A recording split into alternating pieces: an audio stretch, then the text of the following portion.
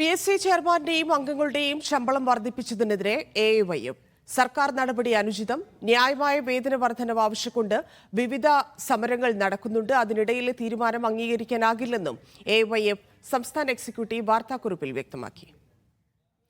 സൈലാബ്ദീൻ ചേരുന്നു. AAY പറയുന്നത് പോലെ ക്ഷേമ പെൻഷൻ കുടിശ്ശികയാകുന്നുണ്ട്, KSRTCയിലെ ശമ്പളം മുടങ്ങലുണ്ട്. ഇപ്പോൾ ഇതാ ആശാ വർക്കർമാർ കഴിഞ്ഞ 10 ദിവസമായിട്ട് അവരും വലിയ പ്രതിഷേധത്തിലും സമരത്തിലുമൊക്കെയാണ്. അപ്പം ഈ വേളയിലൊക്കെ സാമ്പത്തിക പ്രതിസന്ധിയൊക്കെയായിരുന്നു ചൂണ്ടിക്കാണിച്ചിരുന്നത് സർക്കാർ. പക്ഷേ ഇനിയിപ്പോൾ അതും സാധിക്കില്ല, കാരണം അത്ര വാരി കോരി കൊടുത്തിരിക്കുന്നു ഇന്നലെ PSCക്കും ഇന്നിപ്പോൾ ലീഡർമാർക്കും.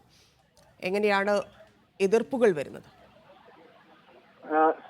അത് ഒരു വർഗ ബഹുജന സംഘടന, ഇടത് അനുകൂല വർഗ ബഹുജന സംഘടനയുടെ ഭാഗത്ത് നിന്ന് തന്നെ എതിർപ്പുണ്ടാകുന്നു എന്നുള്ളതാണ് തന്നെ ഇതിനകത്തെ പ്രത്യേകതയായി കാണാൻ കഴിയുന്നത്. വസ്തുതാപരമായ ചില കാര്യങ്ങളാണ് അവർ ചൂണ്ടിക്കാട്ടുന്നത്. സർക്കാർ ജീവനക്കാർക്ക്, സ്കൂൾ പാചക തൊഴിലാളികൾക്ക്, അതുപോലെ തന്നെ ക്ഷേമ പെൻഷൻ വാങ്ങുന്നവർക്കൊന്നും കൃത്യമായ വേതനം ലഭിക്കുന്നില്ല.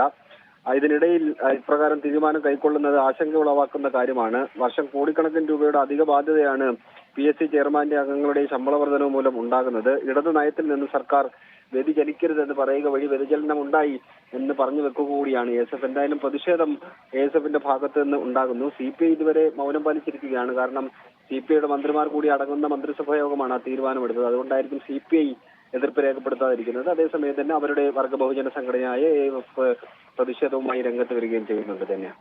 ശരി.